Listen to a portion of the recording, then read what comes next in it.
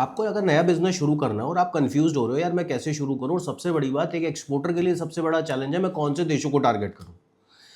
अब क्या होता है, आंख बंद करके आप किसी भी देश को रैंडमली सेलेक्ट कर ले, तो सबसे ज्यादा जो रैंडमली सेलेक्ट होता है ना, दो देश हैं आज की डेट में वर्ल्ड में, एक है यूएसए और एक यूएई। कारण क्या है, यूएई के वीडियोस आज की डेट में सोशल मीडिया पे इतने ज्यादा आ रहे हैं कि सबको लगता है भाई एक यूएई के अलावा कोई दूसरी देश तो रह ही नहीं गए।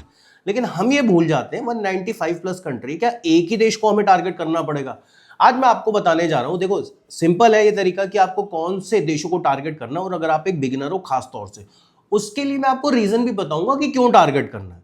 देखो कुछ स्टेप्स होते हैं एक बिजनेस को चलाने के लिए, अगर आपको उस स्टेप्स के बारे में नहीं पता और सबसे बड़ी बात आपकी प्रैक्टिकल ऑब्जर्वेशंस नहीं है तो चैलेंज आएगा आएगा। भाई अगर मैं आपको ड्रीम वर्ल्ड में लेके जाऊंगा, एक स्वप्न लोक में लेके जाऊंगा, तो कभी आप काम नहीं कर पाओगे। तो सबसे पहले मैं आपको अब ये बताना चाहता हूं कि आपको किन देशों को टारगेट करना चाहिए, और अगर आपके पास वो प्रोडक्ट है तो ये प्रोडक्ट इन देशों में जाएगा।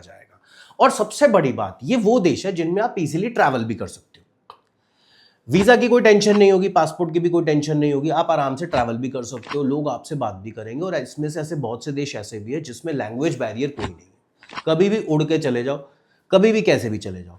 तो सबसे बड़ी चीज, अगर मुझे कोई भी देश टारगेट करना है तो कैसे करना है और किस ग्राउंड पे करना है और क्यों करना चाहिए, भैया ये बात आज इस वीडियो में मैं डिस्कस करने जा रहा हूं। हर एक्सपोर्टर के लिए ये फायदेमंद है, एक बिगिनर के लिए फायदेमंद है। आप इस काम को करने की सोच रहे हो तो सबसे पहले ये चीजें कंसिडर कर लो, आपका फायदा ही होगा और पैसे ज्यादा नहीं लगने वाले। मैं Harsh Dhawan, international business trainer, exporter और इंपोर्टर, स्वागत करता हूं हिंदुस्तान के नंबर 1 इंपोर्ट एक्सपोर्ट बिजनेस के चैनल पे, जहां पे हम इंपोर्ट एक्सपोर्ट बिजनेस आपको बहुत ही आसान भाषा में सिखाते हैं, सरल तरीके से सिखाते हैं और प्रैक्टिकली सिखाते हैं। यहाँ पे थ्योरी का कोई स्कोप ही नहीं है, रटने रटवाने का कोई गेम नहीं है, क्योंकि बिजनेस कभी रट के नहीं किया जा सकता। चलो शुरुआत करते हैं। देखो कभी आपने सोचा है कि सबसे पहले मैं नेपाल चला जाऊं? नेपाल तो पड़ोसी देश है, बिहार से सीधा पहुंच जाओगे। क्यों नहीं जाते, जाओ ना, दुनिया भर में घूम रहे हो, ठीक है, लोग यहाँ से मनाली जाते हैं, नेपाल भी चले जाओ, घूम आओगे इसी बहाने। लेकिन हमें सिर्फ घूमना नहीं है। मैं यहाँ पे सबसे बड़ी बात, एज अ टूरिस्ट आपको नहीं भेजना चाहता, एज अ बिजनेसमैन चले जाओ ना। सबसे बड़ी बात, नेपाल का खर्चा कम है, ठीक है, कोई ज़्यादा वीज़ा वगैरह की भी ज़रूरत नहीं है। सबसे बड़ी बात, अगर मैं नेपाल जाता हूँ तो बजट फ्रेंडली अकोमोडेशन और फूड मेरे को मिलता है, लैंग्वेज का कोई बैरियर नहीं है, इवन वहाँ पे तो आईएनआर भी चल जाता है। तो फिर चैलेंज क्या है, हम क्यों नहीं जाते? आज की डेट में अगर नेपाल की बात करूँ तो टेक्सटाइल जो जितना भी नेपाल में इंपोर्ट हो रहा है, कहाँ से हो रहा है? इंडिया के साथ हो रहा है। फिर अगर मैं बात करूं एग्रीकल्चर प्रोडक्ट्स की, जिसमें राइट, व्हीट, स्पाइसेस और अब तो मखाना भी आ गया, कहाँ से हो रहा है? इंडिया से हो रहा है ना। नेपाल सबसे ज्यादा पोर्ट किसके यूज करता है? इंडिया के यूज करता है। अगर मैं मेडिसिन की बात करूं, फार्मास्यूटिकल्स की बात करूं, तो सबसे बड़ा मेजर सप्लायर कौन है नेपाल में? इंडिया है। अगर मैं बात करूं कंस्ट्रक्शन मटेरियल में, जिसमें सीमेंट, आयरन, स्टील आ जाते हैं, उसका सबसे बड़ा सप्लायर कौन है? इंडिया है। अगर मैं बात करूं वुडन वर्क की, तो वुडन का सबसे बड़ा सप्लायर कौन है? इंडिया है। तो अगर मैं बात करूं लेदर का सबसे बड़ा सप्लायर कौन है? इंडिया है। तो भाई एक बात बताओ, जब इंडिया इतना सप्लाई दे रहा है तो फिर हम क्यों नहीं जा रहे? क्या वहां पे लोग नहीं रहते? क्या वहां पे लोग खरीदेंगे नहीं? फ्रूट वेजिटेबल क्या नहीं खरीदेंगे? सॉल्ट, शुगर, दाल क्या नहीं खरीदेंगे? आप खुद बताओ। पहाड़ों के ऊपर वो बना हुआ है, लिमिटेड दायरा है उनके पास, तो क्या आप बेच नहीं सकते? खुद सोचो। हैंडलूम, क्या वहां पे आपने देखा कि हैंडलूम की कोई फैक्ट्री लगी हुई है? कोई फैक्ट्री नहीं है। बेडशीट बेच लो, गारमेंट्स बेच लो, आप टॉवल बेच लो, क्या नहीं बेच सकते? लेकिन हम भूल जाते हैं भैया नेपाल तो है ही नहीं, एग्जिस्ट नहीं करता क्या मैप में? खुद सोचो।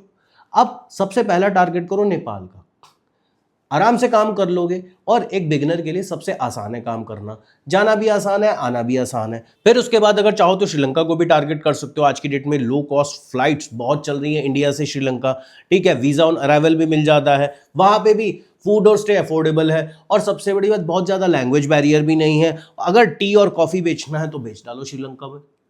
श्रीलंका में सारा यहीं से तो इंपोर्ट हो रहा है, टी, कॉफी, उसके बाद pharmaceutical product, health care products, automobile parts, machinery, fruits, vegetable, potatoes, mangoes, banana, ये सारा का सारा हम ही तो दे रहे हैं श्रीलंका को।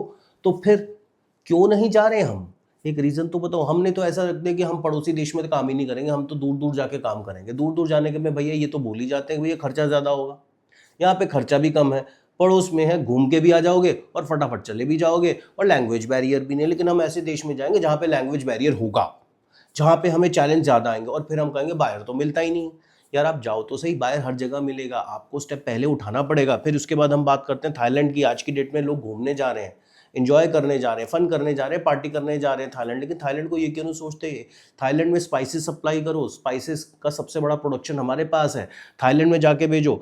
आज की डेट में अगर थाईलैंड की बात करूं तो बजट फ्रेंडली एयरलाइंस आपको इजीली मिल जाएंगी, वीजा फ्री एंट्री मिल जाएगी, ठीक है, चीप स्ट्रीट फूड है, ट्रांसपोर्टेशन बहुत चीप है। स्पाइसेस की बात करूं तो टर्मरिक, क्यूमिन, कार्डमम, क्लोव्स, जिसको मर्जी बेचो वहां पे। हर्बल प्रोडक्ट और आयुर्वेदिक मेडिसिन के सबसे बड़े इंपोर्टर है आज की डेट में। कॉटन और टेक्सटाइल प्रोडक्ट्स जितना बेच सकते हो बेचो। इंजीनियरिंग गुड्स और ऑटो कंपोनेंट्स सबसे ज्यादा बेचो थाईलैंड में, लेकिन नहीं, हम उसको भी काट देते हैं।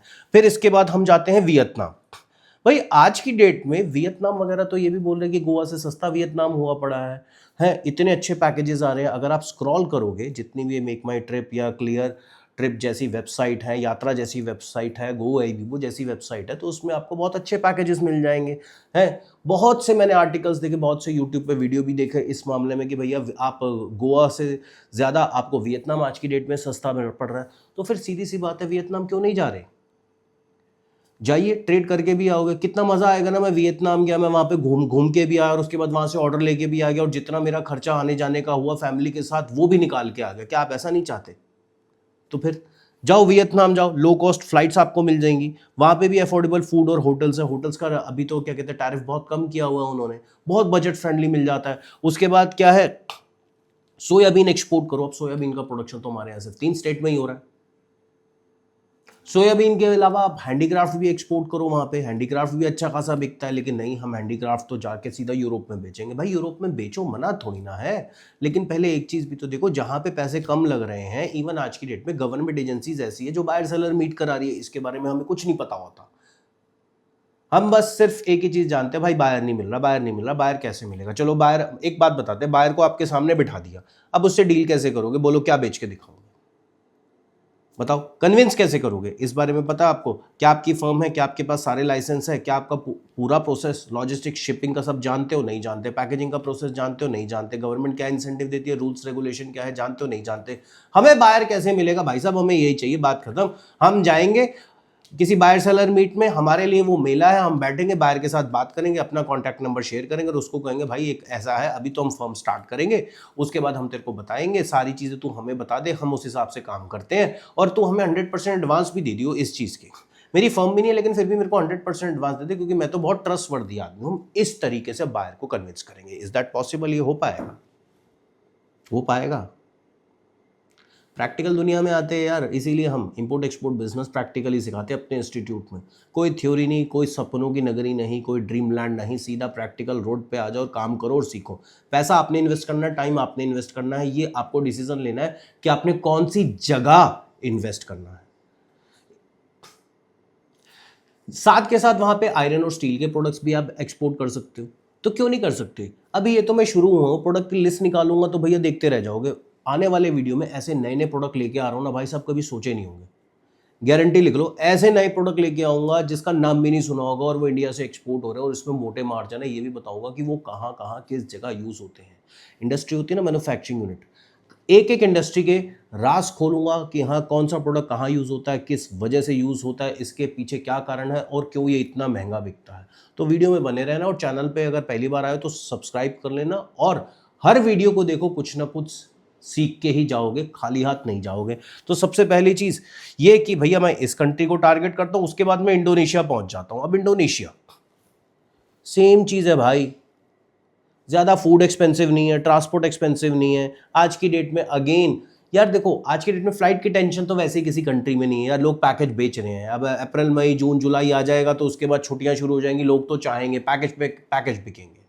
तो सबसे बड़ा एडवांटेज ये है, खुद भी जाओ, फैमिली को भी लेके जाओ, फैमिली को भैया तुम 2 दिन घूमो, मैं अपना मार्केटिंग करके आता हूँ, बिजनेस करके आता हूँ, ऑर्डर जनरेट करके आता हूँ, सिंपल है।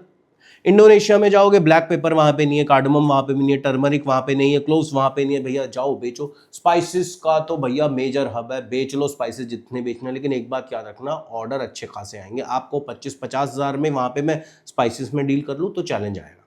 फिर एक और चीज, कॉटन और टेक्सटाइल यार्न सबसे ज्यादा बिकेंगे। हमारे खुद के कुछ स्टूडेंट है जो आज की डेट में यार्न एक्सपोर्ट कर रहे हैं, कोई स्पेन में बैठा है, कोई कहीं बैठा है। यार्न क्या है, हर कंट्री में तो बन नहीं सकता ना भाई, मैन पावर चाहिए, मशीन चाहिए, जगह चाहिए, इन्वेस्टमेंट चाहिए। तो बताओ, चलो एक बात बताओ, यूरोप की 3 कंपनीज के नाम बता दो जो यान बनाती है, मुझे नहीं लगता बता पाओगे। सर्च कर लो, गूगल सर्च करके बता देना, कमेंट बॉक्स में डाल देना। फिर इसके बाद बात करते हैं ऑटोमोबाइल कंपोनेंट्स की, तो इसमें काम कर लो। इसी के साथ साथ मलेशिया चले जाओ, बट ये भी कोई नहीं जाता।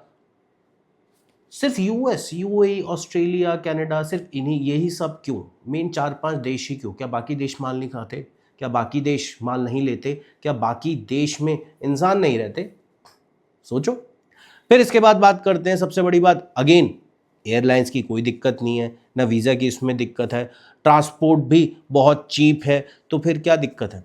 पल्सेस बेचो, राइस बेचो, स्पाइसेस बेचो, हर्बल और आयुर्वेदिक प्रोडक्ट्स बेचो, ज्वेलरी और जेमस्टोन में सबसे ज़्यादा मार्जिन मिलेगा मलेशिया में जाओगे, और लेदर प्रोडक्ट, शू, बैग्स, वॉलेट्स, जितना मर्जी बेचो। जितने भी हमारे दिल्ली, मुंबई, कोलकाता या पूरे हिंदुस्तान से लोग हमारा वीडियो देख रहे हैं, तो मैं एक चीज़ बात बता दूं, लेदर प्रोडक्ट्स में अच्छा खासा मार्जिन है। हर जगह लेदर इंडस्ट्री डल ही नहीं सकती। हम खुशकिस्मत है कि हमारे देश में सारे के सारे प्रोडक्ट के सोर्सेस अवेलेबल हैं। बट जहाँ पे हम फंसते हैं ना, कि हमें नॉलेज नहीं है कहाँ जाना है, कैसे लेना है, इसकी क्वालिटी क्या है, यहाँ हम फंसते हैं। तो इसीलिए मैं कहता हूँ टाइम निकालिए, सीखिए, समझिए। स्क्रीन पे जो नंबर आ रहा है उस पर कॉल करके ऑफलाइन या ऑनलाइन ट्रेनिंग के लिए आप आज ही रजिस्ट्रेशन कराएं। वेस्ट क्यों करते हो टाइम को? टाइम तो चला जाएगा, याद रखना, टाइम लौट के कभी नहीं आएगा, उम्र लौट के कभी नहीं आएगी। पैसा चला गया तो पैसा लौट के फिर भी एक बार आ जाएगा। आप अपनी मेहनत पे भरोसा रखिए, लेकिन समय खराब मत करिए। फिर इसके बाद बात करते हैं हम आगे इजिप्ट की। अरे भाई, इजिप्ट आप इमेजिन नहीं कर सकते भैया, इजिप्ट में क्या क्या बेच सकते हो। क्या बेचना है? नागपुर के संतरे तक इजिप्ट में जा रहे हैं भाई। लेकिन हमें नहीं पता। आप जो बनाना बना रहे हो, बनाना पाउडर की मैं यहाँ बात कर रहा हूँ, सिर्फ बनाना की बात नहीं करूँगा, बनाना पाउडर की बात करूँ तो बनाना पाउडर भी आप इजिप्ट में बेच सकते हो। उसकी तो शेल्फ लाइफ भी अच्छी है। आप या अनियन पाउडर भी बेच सकते हो, अनियन पेस्ट भी बेच सकते हो, गार्लिक पाउडर भी बेच सकते हो। तो क्यों नहीं बेच रहे जिसमें मोटे मार्जिन है? अगेन फ्लाइट की फिर कोई टेंशन नहीं है, कॉस्टिंग वहाँ पे ज़्यादा आने जाने की इतनी है नहीं। कॉटन और टेक्सटाइल के कोई भी प्रोडक्ट बेच लो, फूड ग्रेन्स बेच लो, मशीनरी बेच लो, ऑटो कंपोनेंट्स बेच लो, फार्मास्यूटिकल या मेडिसिन कुछ भी बेच लो। चैलेंज क्या है ये तो बताओ।